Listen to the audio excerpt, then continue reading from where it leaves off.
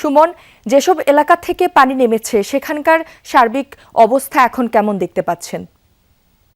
জ্যোতি, আমরা দেখছি যে পানি নামার পর সবচেয়ে বেশি যে সমস্যাটিতে আসলে এখানকার বানভাসী মানুষ পড়েছে সেটি হচ্ছে সড়ক ব্যবস্থা। অর্থাৎ বন্যার পানি এবং পাহাড়ি ঢলের কারণে এখানকার বেশিরভাগ আঞ্চলিক সড়ক অর্থাৎ গ্রামের ভেতরে যেই প্রধান সড়কগুলো রয়েছে সেগুলোর বেশিরভাগই আসলে ভেঙে গিয়েছে।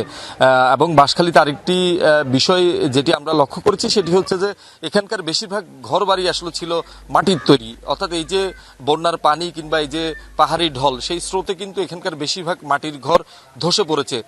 শুধু সরকারি হিসেবেই তারা আসলে বলছেন যে পুরোপুরি তারা এখনো পর্যন্ত হালনাগাদ না হলেও গতকাল পর্যন্ত ৩৫০০ মাটির ঘর আসলে ধসে পড়ার কথা তারা বলেছেন এবং সেই ঘরগুলো মেরামতের আসলে করার কোনো প্রক্রিয়া আসলে নেই। অর্থাৎ এই ঘরগুলো পুনরায় নতুন করে আসলে তৈরি করতে হবে। ফলে এখানকার যারা শ্রমজীবী কিংবা কৃষক বা মাছের ব্যবসা যারা করেন তাদের পক্ষে আসলে এই ঘরগুলো নির্মাণ করা আসলে খুবই দুরূহ হয়ে পড়েছে। এবং এখানকার যারা সরকারি কর্মকর্তারা রয়েছেন তারা কিন্তু আসলে অতিরিক্ত বরাদ্দের কথাও আসলে আমরা বলতে শুনছি। বিশেষ করে এখানকার যারা বেড়িবাঁধ কিংবা উপকূলীয় এলাকায় আছে সেখানে এখনো কিছু কিছু জায়গায় পানি জমে রয়েছে।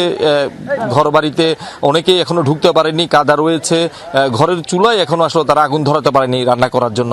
এখানকার সরকারি বেসরকারি বিভিন্ন সংস্থা তাদেরকে কিছুটা ত্রাণ দিচ্ছে, সেগুলো খেয়েই তারা আসলে জীবনযাপন করছে। অর্থাৎ সামনের দিকে আসলে স্থায়ী যে পুনর্বাসন সেটির দিকে আসলে এখানকার যারা বানভাসী মানুষ রয়েছেন তারা জোর দিচ্ছেন এবং প্রশাসনের লোকজনও আমরা যেখানে রয়েছি বাঁশখালীতে সেখানে কিছুক্ষণ পরে দুর্যোগ ত্রাণমন্ত্রী আসার কথা রয়েছে এবং তিনি এখানকার বানভাসী মানুষের মধ্যে ত্রাণ দেওয়ার কথা রয়েছে। তবে এখানকার মানুষ বলছে যে এখন ত্রাণের চেয়ে তাদের আসলে স্থায়ী যে পুনর্বাসন সেটি আসলে সবচেয়ে বেশি প্রয়োজন। একই সাথে আমরা দেখছি সাতকানিয়া উপজেলায় আসলে যেসব উপকূলীয় এলাকা রয়েছে সেখানে কিছু কিছু জায়গায় এখনো পর্যন্ত পানি রয়েছে। পরবর্তী যে ব্যবস্থা গ্রহণ অর্থাৎ বন্যা পরবর্তী যে বিষয়গুলো প্রয়োজন সবচেয়ে বেশি সেই বিষয়গুলোর দিকে আসলে সরকারকে জোর দেওয়ার দাবি জানাচ্ছেন এসব বানভাসী মানুষ।